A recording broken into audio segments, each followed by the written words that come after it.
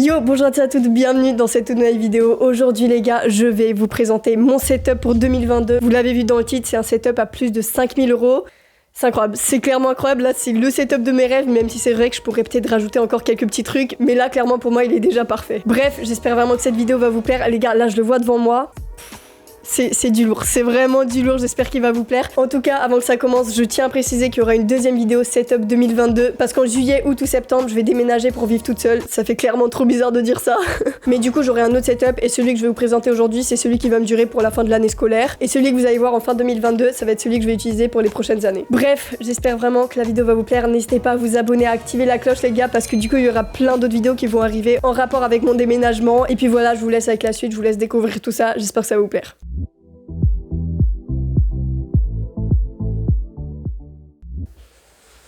Bienvenue.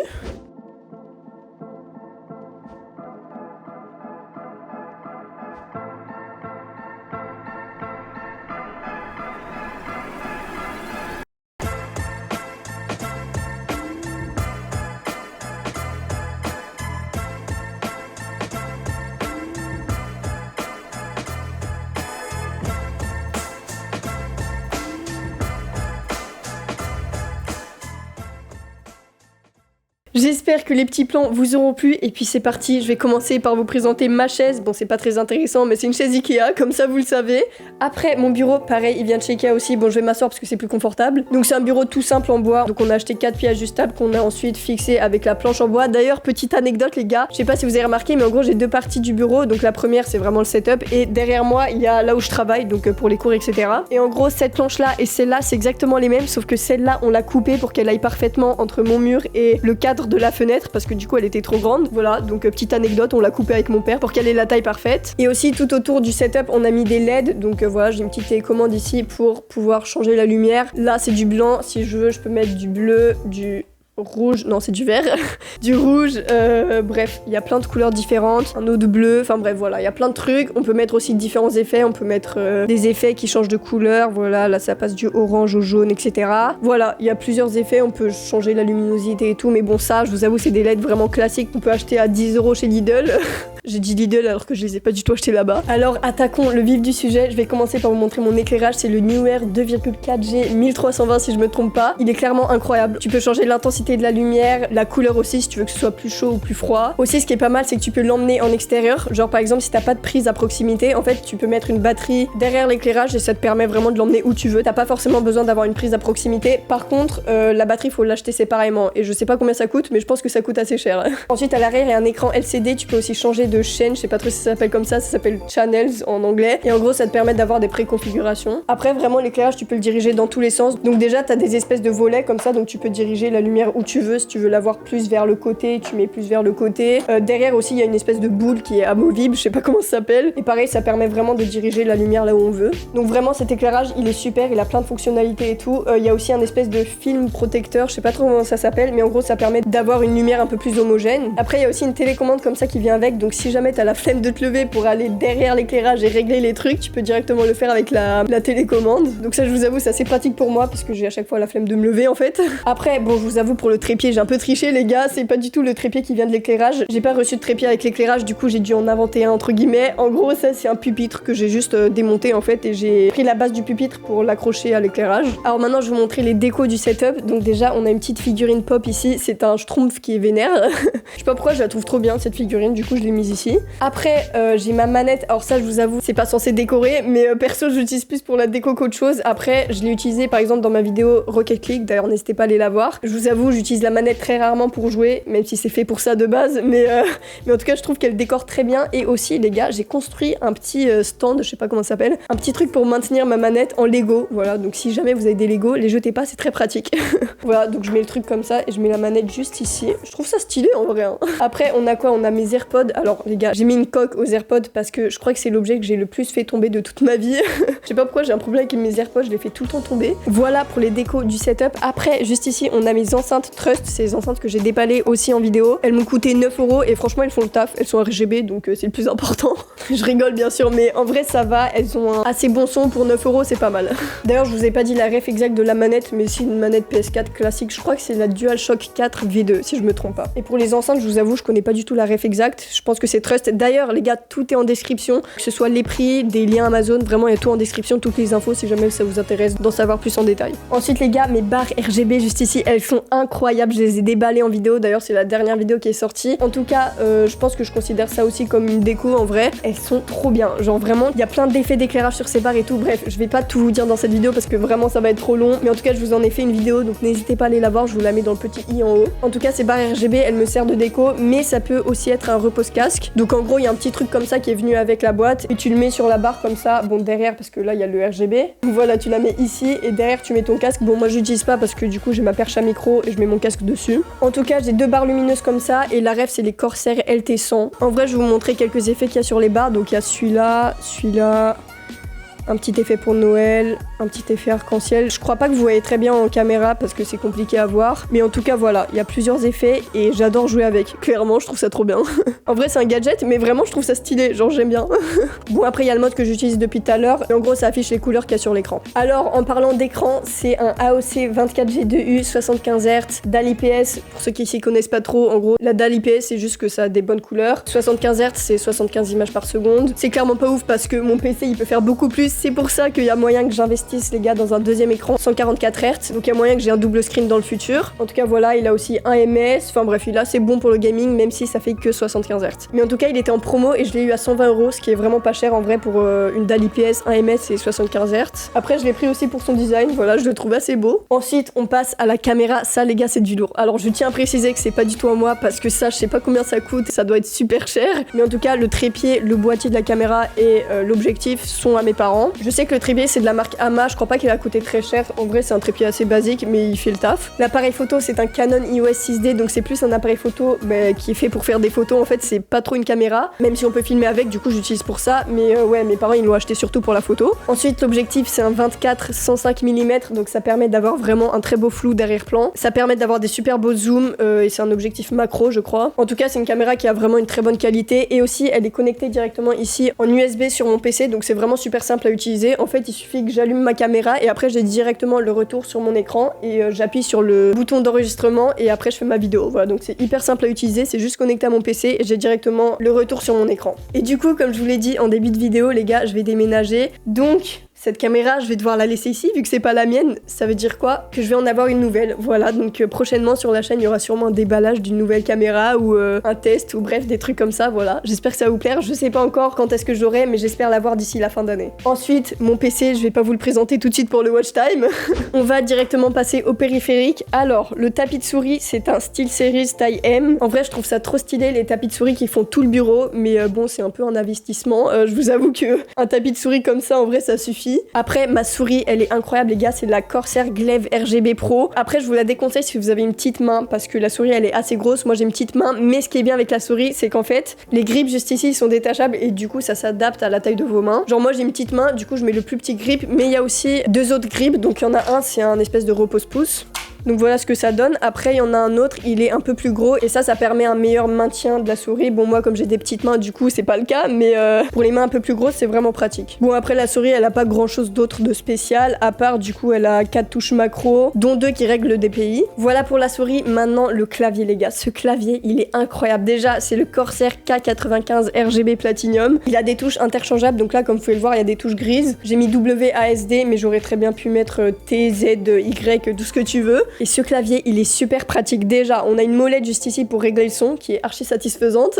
Après juste à côté on a un bouton, bon c'est assez simple, c'est juste pour couper le son. Après tout au-dessus du clavier on a un bouton pour verrouiller la touche Windows. Donc si vous êtes en game c'est super pratique, si accidentellement vous appuyez sur la touche Windows bah elle s'active pas tout simplement. Après on a un petit soleil pour régler la luminosité du clavier. Et le dernier bouton à gauche c'est pour changer les différents modes d'éclairage sur iQ, donc c'est pour changer de profil. Après je vous ai pas dit le plus important les gars, c'est des switches grises, donc je crois que c'est les switches les plus silencieuses et les plus rapides du marché. Je suis pas sûre, peut-être que ça a changé depuis, mais en tout cas elles sont super performantes. Il y a aussi un repose-poignet ici qui est interchangeable, donc il y a une partie plus rugueuse et une autre partie un peu plus lisse. On peut aussi enlever le repose-poignet si on veut, et sur le côté du clavier juste ici on a 6 touches macro les gars. En gros ça remplace un Stream Deck, donc par exemple si tu vas sur OBS tu peux changer de scène directement avec ces touches macro. Si tu fais un live, bon moi c'est pas encore mon cas, ça va peut-être l'être dans mon avenir, mais voilà tu peux par exemple afficher tes abonnements, le chat, enfin bref il y a plein de trucs que tu peux faire faire avec ses touches macro, c'est exactement la même chose qu'un Stream Deck, sauf que c'est directement sur ton clavier. Et pour les faire marcher comme un Stream Deck, il suffit tout simplement d'installer l'application Elgato. Alors je sais plus si je l'ai dit, mais du coup c'est les Switch Cherry. Alors aussi, petite anecdote, c'est un clavier suisse, donc j'ai reçu le clavier pour mon anniversaire ou à Noël, je sais plus. Et du coup mon père il s'est trompé, mais en vrai maintenant je me suis habituée. Et genre là, si on me donnait le choix de le changer en AZERTY, ce qui est possible d'ailleurs vu qu'on peut changer les touches, je pense pas que je le ferais parce que maintenant je me suis habituée à ces touches et ça me convient très bien. Alors maintenant, je vais vous montrer clairement la partie préférée de mon setup, c'est-à-dire le son. Je suis clairement passionnée par le son, même si c'est quelque chose que je déteste travailler au montage. Donc tout d'abord, mon casque, c'est un casque TNB, je sais même pas les gars, c'est vraiment un casque que j'ai acheté à 20 €. Mais en vrai, je l'ai acheté pour 3 raisons principales. Déjà, il me faut un casque. Les gars, ce qu'il faut savoir, c'est que j'ai une toute petite tête, ok? Du coup, il me faut un casque assez fin. Et celui-là, quand je le mets, ça va, ça fait pas trop gros sur ma tête, je vais vous montrer. Voilà, ça fait gros sur ma tête, mais pas autant que certains casques. Je l'ai pris aussi pour son design en noir mat, comme ça, je le trouve grave beau. Ensuite, le fil, il s'enlève, donc ça, c'est super pratique. Genre, imaginez, je suis en train de jouer, je veux aller quelque part, je sais pas, en bas dans ma cuisine, par exemple. Il suffit que je débranche mon casque et je vais en bas. Voilà, tout simplement, je suis pas obligée de l'enlever, je peux le garder sur moi si je veux. Il suffit que j'enlève le câble et dès que je reviens, ben, je rebranche le câble et voilà. Alors vous allez me dire que c'est une fonctionnalité qui sert à rien, mais les gars, quand t'as des cheveux longs et que tu mets un casque, après tes cheveux ils sont n'importe comment, donc autant ne pas enlever le casque. Et la dernière raison pour laquelle j'ai pris ce casque, bah déjà parce qu'il était pas cher, mais en plus il a une réduction de bruit passif, donc ça c'est pas mal. En gros ça élimine un peu le son extérieur quoi. Après ma Porsche. Après, ma perche, c'est la Rode PSA One. Les gars, ça, c'est une perche que plein de gens ont, mais vraiment, pour moi, c'est une des meilleures. Il y a aussi la Blue Compass qui est pas mal. Apparemment, je l'ai pas encore testée, mais apparemment, elle est bien. Et clairement, tu peux la bouger dans tous les sens. En fait, tu peux la mettre où tu veux, bas, en haut. Enfin, vraiment, elle est trop bien. Genre, après, il y a un problème avec les micros légers, les gars. Ce qu'elle fait, c'est qu'elle remonte un peu. Alors, moi, mon micro, sachez-le, je vais vous le présenter juste après.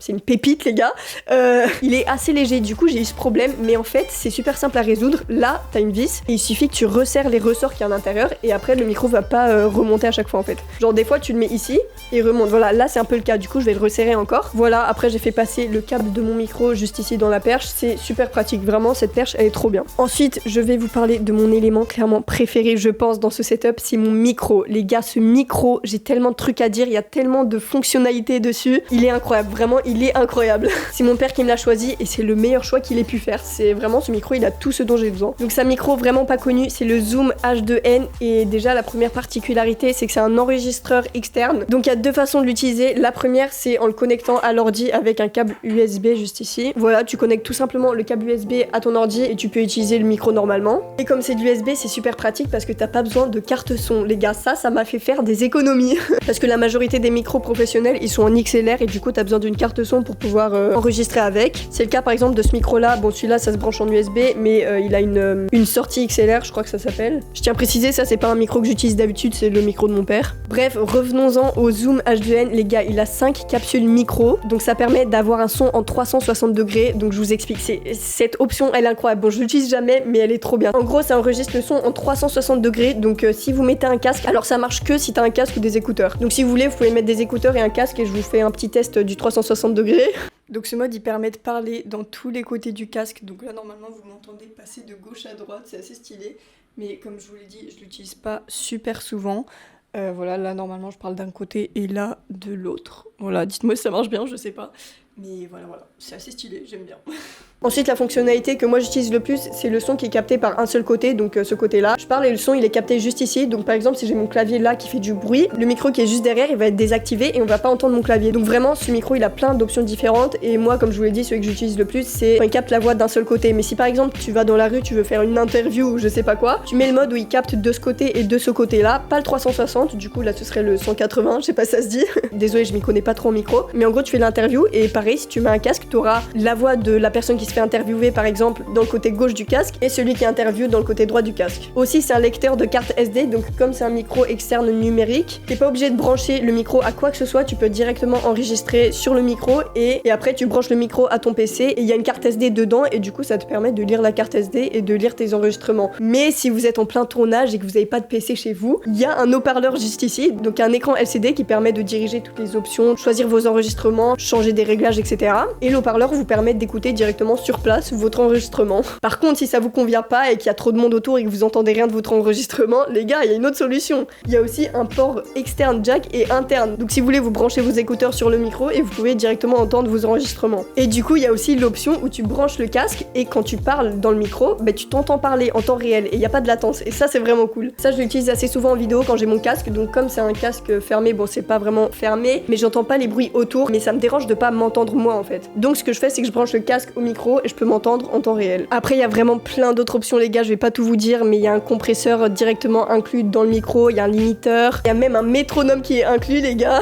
Tu peux aussi modifier le gain, enfin vraiment, il y a énormément d'options sur ce micro, je vous le conseille très fortement. En plus, il est pas si cher que ça pour toutes les options qu'il fournit et le son brut qui sort du micro, pas travaillé ni rien, je le trouve hyper qualitatif aussi. Passons maintenant à la machine de guerre, les gars, qui est mon PC. Alors je tiens à préciser, j'ai fait une vidéo dédiée à ce PC dans laquelle j'ai déballé tous les composants, j'ai monté le PC et je l'ai testé. Voilà, donc n'hésitez pas à aller voir la vidéo, d'ailleurs c'est celle qui a le plus de vues sur ma chaîne et j'en suis très contente parce que c'est la vidéo qui me tient clairement le plus à cœur. Voilà, mon PC c'est mon bébé.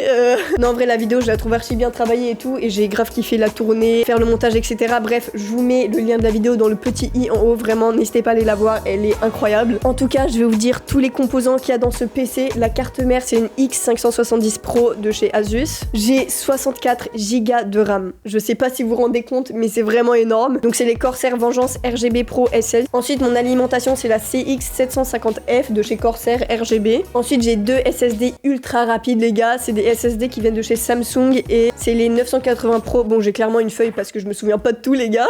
De 250 Go. Et mon processeur, le GPU, c'est le Ryzen 7 3700X 8 cœurs. Pour l'instant, les composants que je vous ai dit, c'est clairement du lourd. Maintenant, un des trucs très importants dans un PC, c'est la carte graphique. Et pour ceux qui savent pas, il y a une grande pénurie de cartes graphiques, les gars. C'est-à-dire qu'il y en a énormément en rupture de stock. Et du coup, celle que j'ai, c'est la MSI GTX 1650. C'est la Ventus XS. Donc, elle est vraiment pas ouf. Mais bon, il n'y avait pas le choix en vrai. Donc, c'est un peu ce qui gâche mon PC. Mais en vrai, elle est utilisable. Ensuite, le boîtier, il est trop beau. C'est un boîtier blanc de chez Corsair. C'est le IQ 4000X normalement. Donc, comme je vous l'ai dit, déballé, construit et testé dans ma vidéo, les gars. N'hésitez pas à aller la voir encore une fois. Je l'ai mise dans la petite fiche en haut. Voilà, en ce qui concerne mon PC. C'est clairement un de mes éléments préférés aussi de mon setup. En vrai, je pense mes éléments préférés de mon setup, les gars, c'est mon PC, tout ce qui touche au son, à part le casque parce qu'il est pas ouf. Mon clavier aussi, il est trop beau. Et mes barres RGB. En vrai, j'aime tout en fait. Ça y est les gars, c'est déjà la fin de cette vidéo. J'espère vraiment qu'elle vous aura plu. J'espère que mon setup vous aura plu. C'était vraiment du lourd pour moi, il est incroyable. N'hésitez pas à le noter en commentaire si vous le souhaitez, ça me ferait plaisir. Et puis voilà, n'hésitez pas à liker, à vous abonner comme je vous l'ai dit parce que plein d'autres vidéos vont arriver. Et puis moi je vous retrouve la prochaine fois pour une nouvelle vidéo. Ciao les gars.